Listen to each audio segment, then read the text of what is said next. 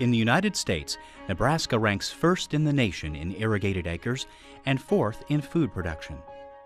Nebraska's role as a global food producer is made possible through a vast supply of water found in the High Plains Aquifer and 81,000 miles of rivers and streams. The University of Nebraska's expertise in water research, along with strong public and private partnerships, as well as the state's unique position as a steward of water resources and a major agriculture producer, provides an environment in which to explore key water issues.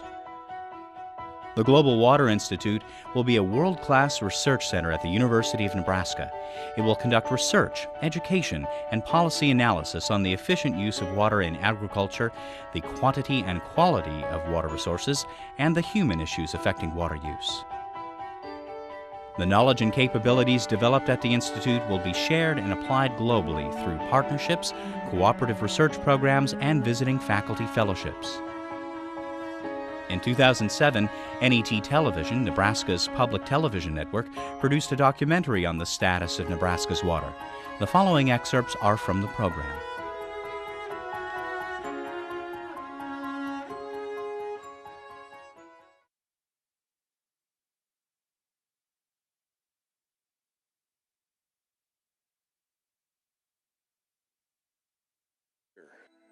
Only 1/3 of the Ogallala's landmass lies under Nebraska, but it contains 65% of the water. The deepest part of the entire aquifer system is located in the Sand Hills, formed by ancient rivers that now lay buried under grass-covered dunes. The Ogallala's main source of new water comes from rainfall. Oftentimes when we're here, we wonder where the water is, and we can come to this point and we can explain everything about where water is and what the water cycle entails. We can look at atmospheric moisture in the clouds. We can imagine that rain falling on the land surface, moving through 110 feet of unsaturated materials to a point where everything is saturated, which is described by the green vegetation in the bottom of this canyon, where the land surface actually intersects the water table and groundwater reaches the land surface and becomes surface water. This is the point where we can identify the connection between surface and groundwater. Groundwater ceases to become an act of faith. You can go down and stand on that groundwater as it becomes surface water.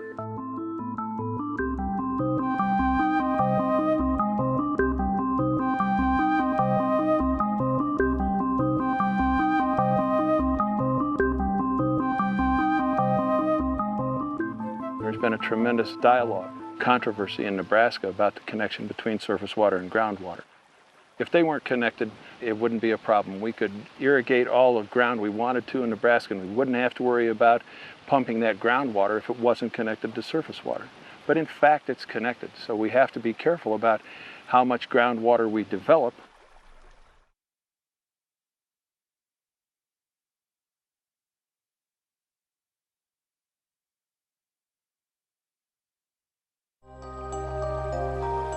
High in the mountains of Colorado, near the granite towers of Rabbit Ears Pass, the headwaters of the North Platte River thaw under a new spring.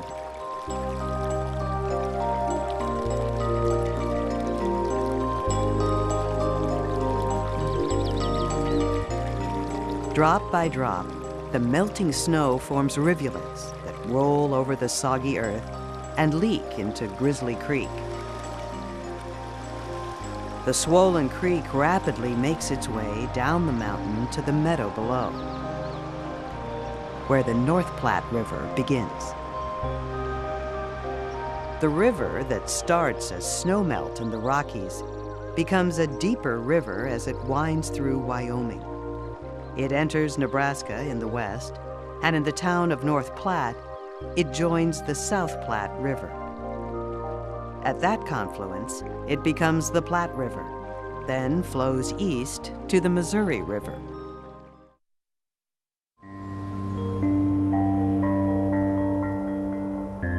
The Bureau of Reclamation's Pathfinder project put the first federal dam on the North Platte River.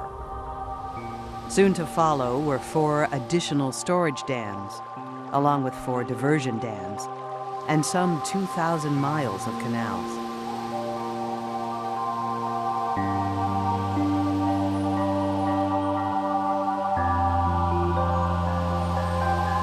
By the middle of the 20th century, the dams on the North Platte River succeeded in turning dry acres into lush, cash crops. Progress also brought hydroelectric power, and as small towns grew, so did the need for municipal water supplies. By the end of the 20th century, what had once been sufficient began to struggle under the weight of increased demand and the return of an old and all too familiar Western foe.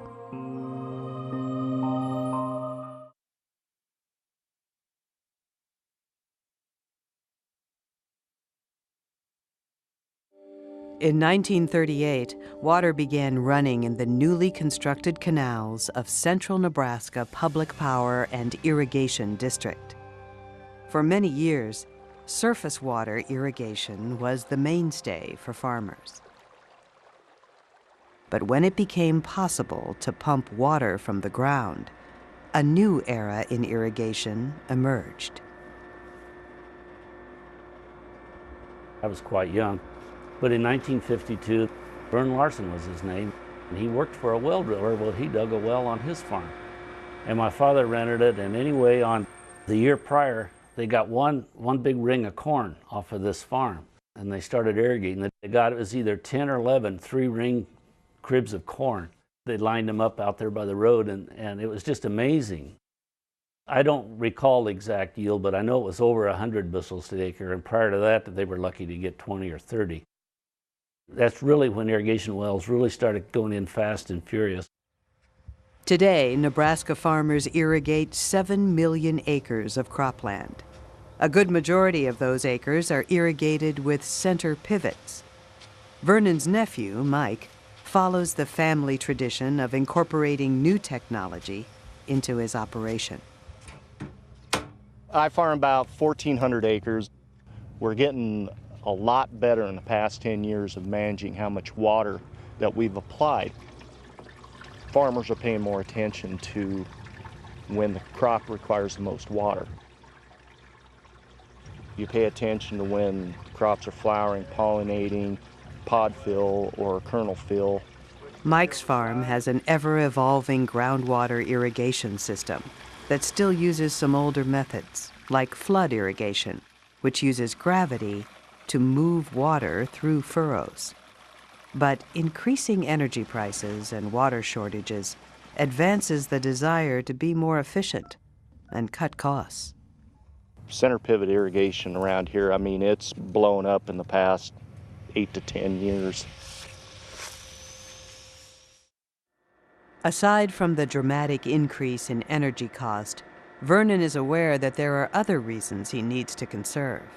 His farm straddles 2 river basins, the Platte and the Republican.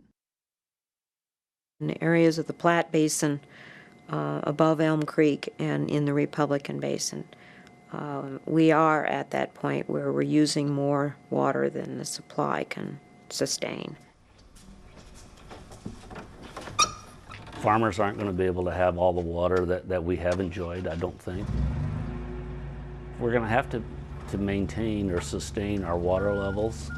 I've been in favor of meters on wells. I've been in favor of limited pumping for a long time.